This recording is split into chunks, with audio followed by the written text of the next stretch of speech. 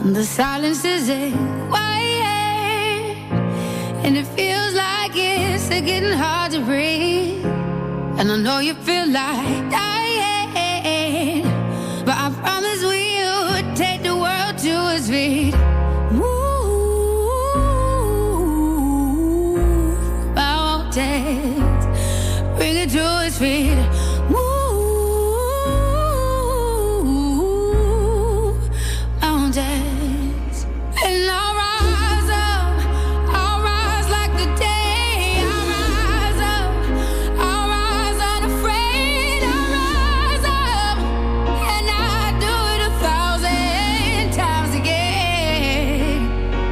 Good afternoon.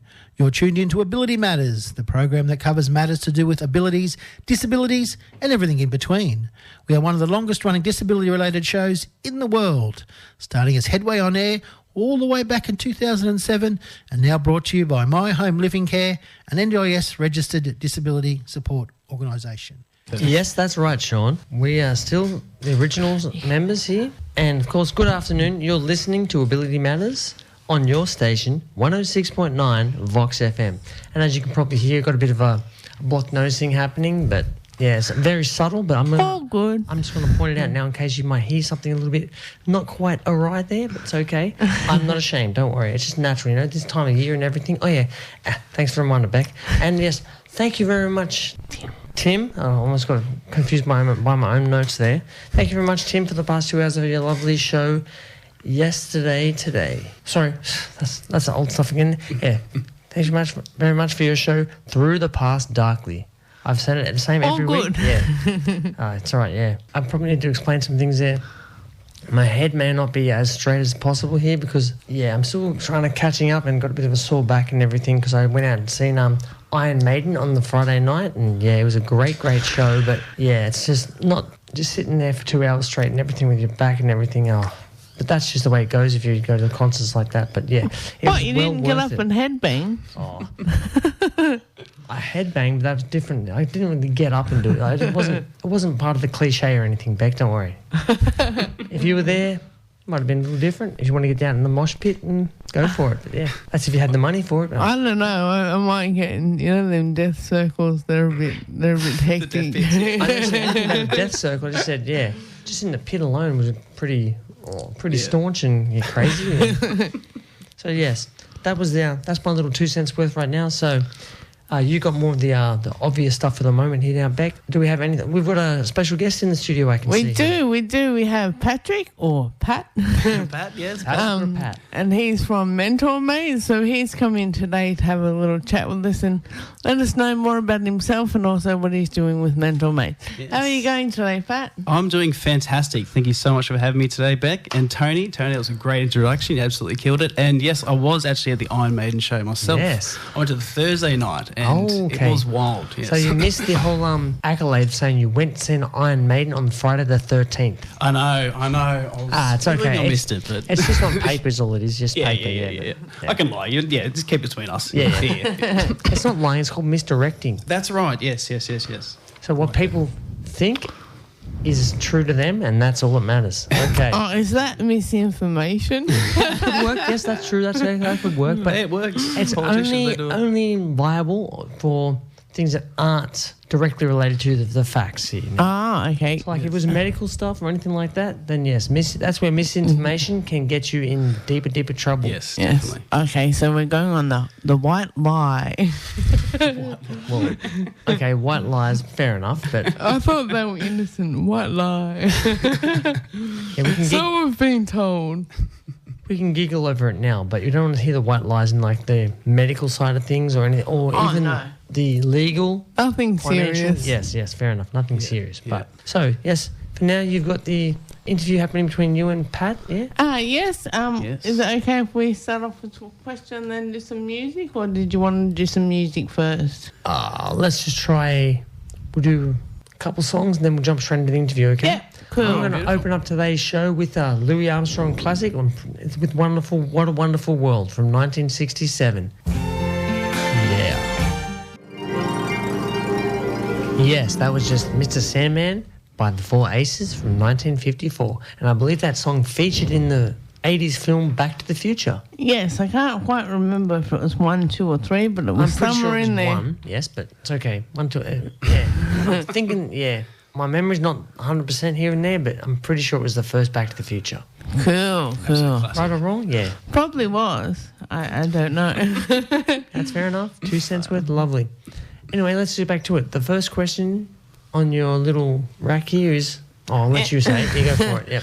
Okay, Patrick, keen to hear more about the things that you've done that have got you to where you are now. So you've tried a lot of different businesses previously. What type of areas were these in? Yes, well, I kind of feel like sometimes, like, Homer Simpson, how he's had all of those jobs in the past and he just seems to fail them at the end of the episode. It kind of feels like I'm the real life version of that. So this might be... Well, let's not forget now that everyone in this room right now is of the Simpsons generation. So yes. We know the Simpsons very well. But so, yeah, pretty relevant reference right there. But so were you in the 80% club? The 80% Club? Yes. Have you ever heard of those people? Ooh. They make it 80% of the way, but then boom, boom. Yeah, definitely. In some ventures, it was 80%. I gave it all, then just bowed out. But yeah, no, it's a good question. Thank you for asking it. I guess my professional journey really started like many others, and that was back in school, but I was more dedicated to trying to get laughs than get good grades. Didn't really take school seriously at all. I think a lot of guys don't really, to be honest. No. I think it's a girl thing. Really? That we a bit more dedication? Bit more Now, I'm sorry, Beck. study-minded. Would that be more gender bias right there? No. I don't think you're allowed to have that sort of comment on the radio. I'm sorry. It was cancelled, Beck. No, I'm joking. Yeah. That's all right. No, you guys seem to like to have a lot more fun where we're a bit more serious. And Well, of course you would see it from those eyes, but then again, gender, of course. We won't go any further. Let's just go back to the subject at hand here now. Yeah, well, in school, I really had no idea what I wanted to do. And Who did? Exactly, yeah. Yeah. It's such a scary time. You got so much going on with pressure of school and everything, and I kind of just took what the easy road was. And my best friend at the time had his father had a joinery business called UTJ in Unadera, close to this studio actually. Awesome. And I spent 9 years there. oh, wow. And that time there had a lot of opportunities come my way. I was at the age of 21. I was a site foreman at a big job site at St George Hospital in Sydney. Oh wow, that's cool. Yeah, it was a lot of fun. I actually did really enjoy it. I managed 20 people. I don't know if you know tradesmen that well, but they can be quite tough, hard men usually, so women as well. Staunch people, yeah. Yes, so managing that at 21 was definitely an eye-opener for me. I just couldn't help but feel that something was off. Something didn't really feel right. So I feel like I wasn't using my natural skill set to its full ability. And I realised that I was good at managing people. And during that time, I also battled with mental health issues. At the age of 20, I was depressed. I even got suicidal at one point. I had to seek therapy, professional help for this. That's not exciting. Yeah, which is unfortunately a very common thing in construction industry. It's actually, you're twice as likely to be suicidal than any other industry. Oh, Yeah. wow. Is that to do with pressures of the job? Or? In my personal experience, I believe that it is definitely deadline pressures from the builders and everyone around you, plus a bit of a toxic working environment. Yeah, because people like to think that, women like to talk about others. Wait till you go on a job site and talk to tradesmen. Oh my gosh, it is really bad. Oh, they spread rumours. You go into the pubicles or the... cubicle. Yeah, cubicle, sorry. Jeez, What's a pubicle? Yeah, I don't know what a That's a little pubicle bit- is. Hey, You said no it rhymes. swearing, sorry. Yeah. It rhymes, so we'll go with that. That was just a temporary... The Portaloo, I was trying to say the Portaloo, yeah. Yes. And on the walls, there's all Graffiti. this hate speech, graffiti, Yes. Nazi stickers, all this stuff. Oh, wow. It sounds like the girls' toilet in high school. It felt like, it was, but it's like a really toxic environment. And you work so many hours, like at 4 a.m, drive to Sydney, come back at 7, 6 days a week. It just kind of grinds you down. And so, Definitely. And so during that time, I really led me down a path of self-development. I wasn't the best student at school, but it felt like when I got out of school, that's when my learning really started to begin, which I think is like most people. And I would read countless self-help books on everything. So how to, start a business, how to manage people, how to, marketing, all that stuff. And, reading incredible pieces like, off the top of my head, How to Win Friends and Influence People by Dale Carnegie.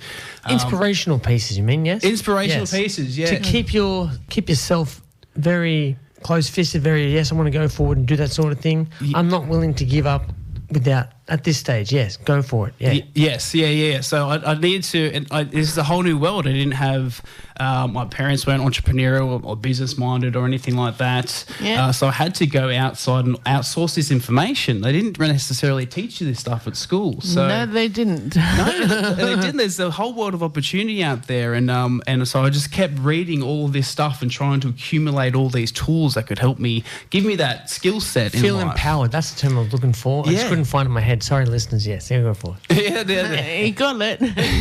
And Eventually. when feeling empowered, I working on a job site, and I was about maybe 24 at the time, and I saw this problem that kept happening, and theft is a huge issue in the construction industry as well. So I invented a product called the Batlock Box. It's a lockable. I think I've heard of it. You have heard of it? Yeah, right. It's I was promoting a lot in Illawarra about it. It's like a lockable box for your power tool batteries and chargers. So Right. everything's got battery powered, and you have to charge it on one particular charging location on site, and always the batteries got stolen. So it's like a lockable box for that. Ventable, you could breathe and everything. It's really smart.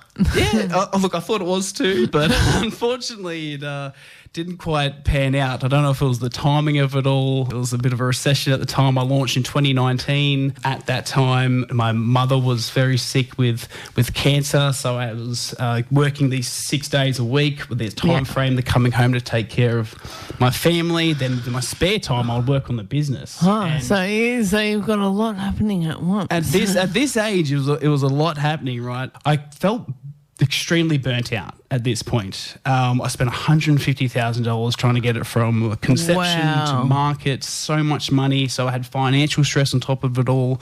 And after a while, I just lost the passion for it. And Lost the drive. lost the drive, and I felt like a huge failure. One of my biggest lessons from that whole experience was that you really need to be passionate in what you're doing. You need to be And less self-critical. less self-critical, because I just feel like I lost that. I didn't have that drive after a while, because it doesn't feel like this was what I really wanted to do, and I didn't know what it exactly was. I felt like I was escaping what was happening at home and diving into that business, but it wasn't actually that. So I kind of come to terms with it, and at the time I realised that it needs to be something I'm really passionate about. So what is that? What's driving for me? And at the time I loved live music. Yep.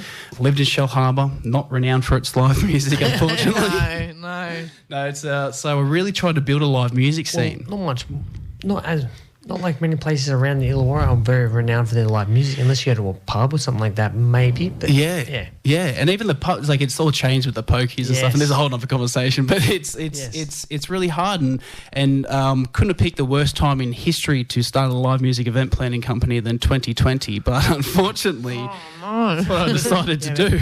With the Oh, well, I Have to- suppose you had that the thought that COVID you can get over distance, that. yeah. as a Yes. hump, yeah. Yeah. So the COVID side of things, and I start, like, before that I had a couple of events that went really well, but during I had to pivot and adapt, and I changed it was with a business partner at the time. We changed the model into like an online streaming.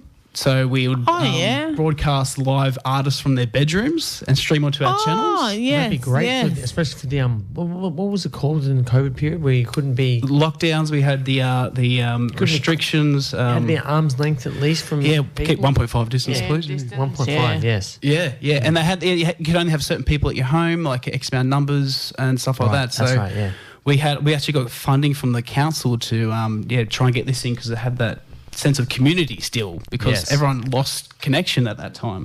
So true. So it went really well. And then I think the peak of it all would have been this festival that I was getting together, full-time festival, had a main stage of everything, DJ and every DJ tent and markets, and sold about 200 tickets to it. But then on the 29th 9th of January 2021 was like the peak of COVID cases in New South Wales. So I had to cancel that again. And at this point, this is 2 companies now that I've very publicly been promoting for so long. Told all my friends, every single person I've ever met in my entire life about these things. And now they've failed in front of me. And every time I see them, they ask, oh, how's this and that? And it's like, I don't know what to say, man. Well, you can say that. Well, they didn't go ahead as per plan, but the intervention wasn't exactly on my part. Yes. It was something I had no control over. Hence the COVID thing, outbreak, that kind of thing there. Yes. And it's a good point. There are definitely things that are outside of my control there that I couldn't. But then on reflection, there's also things I could have definitely done better and stick at it.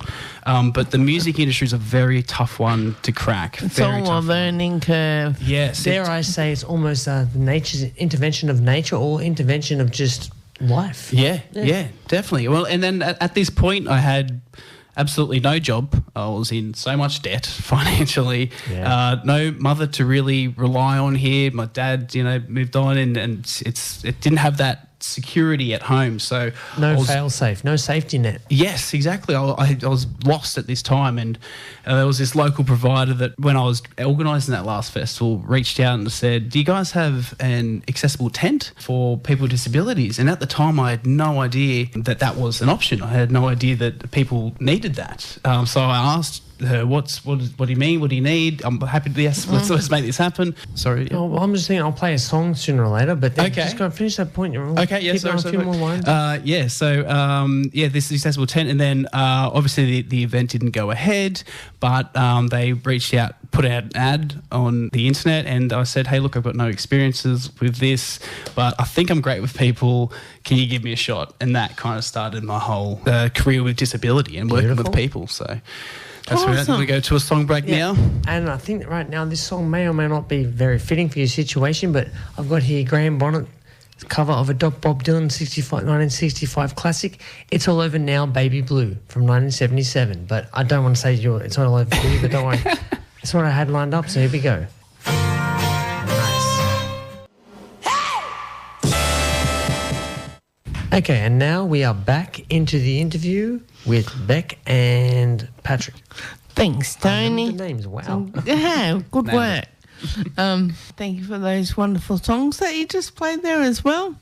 So I wanted to ask you, Patrick, which were the most effective tools for you when you're on your path of self-discovery and well-being? Yeah, so like most people throughout their 20s, I guess we're faced with a lot of changes, a lot of growing pains, and trying to internalise everything and understand what the meaning is. And while I was battling that internal dialogue and even imposter syndrome with the ventures that I made, every time I tried to excel, I would ask myself, am I good enough, or do I deserve to be here? And I found it hard to fully be present in the moment when I was in my 20s, which I really regret, So advice to 20-year-olds out there, be present. It's Be going to go yourself. quick. Don't be afraid to... It'll only ever happen once in your life, so... Yes, I know. And hindsight is just the biggest crusher whenever you think, I wish I had done this, wish I had done that. But if you actually do it, then yes. Yeah, definitely. I won't have that nitpick of hindsight in the background saying, you'd be so much better if you had done this and that sort of thing. The regrets part. Exactly. Yeah, definitely. Yeah. And I felt all that stuff. I was constantly worrying, just like what every other 20-year-old does, and worrying what people thought, the failures, what do people think of me, and then what's my purpose, and obviously the financial stress as well. So I had to research how to process all these emotions, right? And while still functioning at the same time. And if I was struggling with something specific, as I mentioned before, I would research and find a book about it or a podcast and really try and understand it. And I was, so I wanted to just try and discover what success really looked like and how other people have been able to be successful themselves, what they put in place. And with so much information out there, it's hard to fully absorb everything and take everything on board and actually use it. So I think it's hard to believe. I think it's important that you stick with the things that actually really resonate with you. And for me personally, it was Stoic philosophy and relevance. Yes, and focusing on things that you can control, and accepting the things that you can't, and then being present in the moment, be real with it. Aiming for things that are actually achievable. Yes, If you aim for things that are just dreams. Yeah. I mean, I'm not saying don't go for your dreams, but if the dreams tend to be out of reach in the shorthand, obviously, but that can be very depressing at times. Depressing, overwhelming, and if you overwhelm yourself, then you're really giving yourself an opportunity. So whatever those dreams are, you can sit back and be like, okay, what does that look like if it was easy? Can I break this down, and how can I get to that point? Or especially learn to separate your dreams from long-term and short-term. Yes. Yeah. Obviously, the short-term ones are the ones you're going to achieve in a much less time period. To the long-term are the ones you achieve over a lifetime sort of thing, yeah? Yeah. And these Stoic principles just really helped me out throughout life, and this approach has helped both me and my business partner, Jackson, to create Mentor Mates, and also we use these Stoic principles to try and help us throughout the company and structuring it as well. We'll try and create that working environment and managing staff. I can obviously see that's where you're a represent for you. You're wearing a proud Mentor Mates polo top. Yes, I am. In stores now. No. Yeah, exactly. For an ideal price. Yeah, for an ideal price. Yeah, $12.95. Yeah. But yeah, no, you got to have that moral compass in life, that northern star. Moral compass, beautiful. Yeah, you do. You have to have that northern star to really guide you, because when everything else, goes poorly, you need to have your principles to guide you and be like, you know what, no, as long as I can just focus on what I can control right now, keep pushing forward, everything else is going to be okay. It's going to fall into place, because everything else will run smoothly. Yes, definitely. Yes, so I just wanted to put in a couple of 2 cents there. Yeah, go for it. I was thinking that you must have I have that too, but a good ability to look at different perspectives of things, so that you can stay focused on where you want to go and don't actually worry too much if it differs from what you originally thought, as long as it gets you to where you want to go at the end of the day. Yes, that is true. There is so many distractions in this world. Really trying to find something that is relevant to you and stick you on the course and not being distracted. We got these phones in our pockets, weapons of mass distraction, I like to call them, and they genuinely are. So, trying to block out the noise and really focusing on you and what you're trying to achieve. That's really what. Awesome. So I was actually going to ask you what led you to create Mentor Mates, but I think you pretty much answered that. Yeah. But I suppose I'll go on to the next one, because I think that's more important. Okay. How does Mentor Mates work? Yeah, Mentor Mates works. Look, we've designed to build and nurture relationships between our staff and participants. We think that's very important. We believe that being treated just like a number or differently isn't right. So no one should feel that way, even when seeking our help. We need to connect with you as a person, and that's what we do. When I first meet with you as a participant, I understand your situation. I understand everything that's going on in your living situation right now, the goals that you want to achieve, and so more personalised, yes? Very personalised, so it becomes more fitting to yourself as an individual. Yes, big time. And I really want to understand what your interests are. What excites you? What makes you crank? Yeah. What turns your...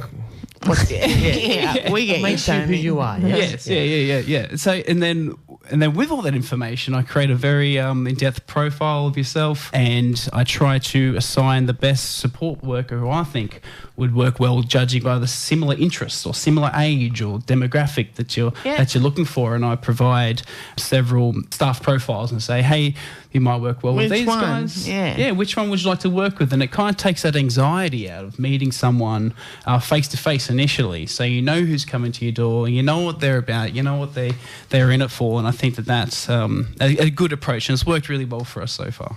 Awesome. We might flick to some more music now. And yes, don't forget you're listening to the Illawarra's favourite community radio station, 106.9 VOX FM. And right now, I'm just going to remind everybody out there that this is still Bec, you're hearing on the other side of the desk here, and I'm still Tony Scott-Emilio on this side of the desk here, controlling the music, and we've still got Patrick over there. That hasn't changed yet, and my memory's not the best, so I'm bouncing well back done. and forward. There we go. But now I'll play you some music across here now. We've got Huey Lewis in the news coming up with Do You Believe in Love from 1982. from the album Picture This. It was also a feature in that same film, Back to the Future. I've done it by... That's a Back to the Future thing. It wasn't planned, but there you go. Yeah. Yes, before that, we heard the song by The Band. It's called The Shape I'm In from 1970. The album, Stage Fright. There you go. I don't know where I'm getting all these album names from, but I like how they do it, so good stuff. And well done. And now we're back with Bec and Patrick. Go Awesome. for it, guys. Thanks, Tony. Thank you, Tony. Okay. No worries. My next question for you, I suppose, is who can use mentor mates? Because I think that most people would be interested to find out if they can get involved in that. Yeah, of course. Yeah, good question once again.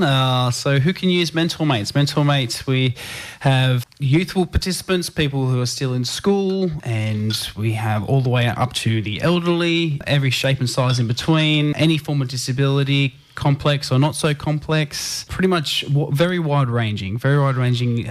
Awesome. And we also we do the one-on-one day supports throughout the day after we get to meet you, understand your goals. So basically you're saying anybody, provided they have a disability. Yes. On the NDIS plan, yes. Yeah, right. Yeah, That's even better. That's right. So Yeah. if you're on the NDIS plan, we're assuming you would have some form of disability. So That's right. Yeah, Good yeah, stuff. yeah. I'm trying to just Of course. break it down to very black and white for the listeners out there, for people just tuning in perhaps. So Of there we course, go. yeah. No, that is true. No, it's a good point. Yes, if you have an NDIS plan, please reach out if you would like to join Mentor Mates. I would love to personally get to know you, of course, and see how we can help you as possible. We do have a lot of social groups as well, which is a bit of a draw card for us. So Monday night trivia nights with everyone, Tuesday night salsa. I'm a Latin ballroom dancer myself. Wow. Oh, exciting. Yes, yeah, they call me Shakira. My hips don't lie. Wow, or that's Patrick fun. Swayze, one or the other. Oh, you're having the time of your life. Nobody puts babe in the corner, yeah. A bearded Swayze? A bearded Swayze. But yeah, and I'd like to teach salsa, and also Wednesday night movie group is a really popular one. And also go to live music social events like Maiden? Iron Maiden. Yes, last Thursday. I can't believe I just forgot about it. That's all right. Got a lot on your You mind. reckon your memory's bad? My short-term memory is Yeah. bad. Sorry, that was just a very inappropriate gesture there, but yeah. Oh, good. No, so it sounds like you do a lot of stuff there as well as just providing that support to people that they might need. Especially a lot of people think that you have to have someone older to be a mentor, but you can actually have someone younger Definitely. that puts you on that course that keeps you motivated to do the things that you want to do. Doesn't mean you're too old. It means that they can give you that little surge ahead to go on, try it. Yeah, that's a really good point. I think there's a lot we can learn from this younger generation. I think so often we frame them as, being lazy on their phone all the time. I think it's an easy thing to do when realistically they actually got a fresh perspective on life. I think I can take a lot of spending time with youth and I actually get a lot out of it as well. Awesome. That's why I tie that up. Okay, so I suppose I'll have the last question and then we might go to some music before we say goodbye. Okay. My last question for you is, with all that knowledge that you do have, would you like to share anything with our listeners? Yes. Things you picked up over the years that might be helpful. Okay, yeah, of course. I guess I'd like to finish this with a quote and expand on that. Go for it. So it's a quote Someone by... else already said it better. Yeah. So it's a poet called Mary Oliver who once said, "Tell me what it is you plan to do with your one wild and precious life." I read that when I was very young and it really stuck with me. It's like, it's true. We only have one real shot at this. Why don't I try and make the most of it? So, yeah, you really, in life, guys, you really need to find out what makes you passionate and see how you can possibly make that your dream goal a reality, because it is possible. You see, it's the start of time. So many people, millions of people have followed their dreams and what they're passionate about, and you can see it's been successful. It's you can go through these tough parts in your life and have all these things happen to you, like parents passing away, businesses failing, everything crumbling around you, but you always push through if you apply self-development to yourself, give yourself time and back yourself. Honestly, give yourself a go, because you can achieve absolutely anything you want in this world if you genuinely do try. So I want to leave that with you guys. Try and be who you want to be in life, because, there's only one shot at this, guys. Very powerful, very powerful. Thank you. So you provided the inspiration, so the next part is up to them. So you put the ball in their court. Yes. I don't mean the listeners' court, but there. Yeah. And, yeah, of course. Yeah, no, that's exactly right. Provide with the tools to get going, and then I suppose it's like a baby bird that you let go after you've nurtured it for a little while. Let it go and do its thing. Flap its wings. Flap its wings. Yes, I'm like a peacock. You let me fly sometimes. That's right. Cool. Awesome. Line there. Okay, so guess we'll have to get back into some music. I've got some. I've got the Beatles lined up with "Till There Was You" from 1963. From the album with the Beatles. Now, I've never heard of that album before, but there you go. And a few more. Can't say I have either. No. A few more little bits of trivia here about it. It was originally from the Broadway musical The Music Man. It was written by Robert Reiner Meredith. A big name there. 3 parts to it. So don't ever think you've got a complex name till you see that sort of thing happening with the Plattons and everything like that. So anyway, enough talking. Let's play the Beatles. Till There Was You. Yeah. Yes, of course, that was just the masterful... Playing your favourites across the decades. This is VOX FM. Sorry, I just came in a bit early then, but yes, of course, I'm before that little glitch bit of information there. That was just the masterful Eric Clapton with Change the World from the year 1996, the album Phenomenon, of course. And now we've got about 6 minutes to go, so let's see what we can fit in here. Do we want to say goodbye? Sure, go for it. Sorry. I just want to say goodbye to everybody. Thank you very much for listening today, and thank you very much, Patrick, for coming along. We'll definitely get you back in a little bit further down the track. I'll be absolutely honoured. Thank you so much for your time today. I love your story, Bec, and yours as well. Thank you for sharing, Tony, before we went on air. But it's been a great experience. Love, of course, yes. Yeah, love local radio, and VOX, you guys are doing a fantastic job, so thank you. We try, Thanks. yeah.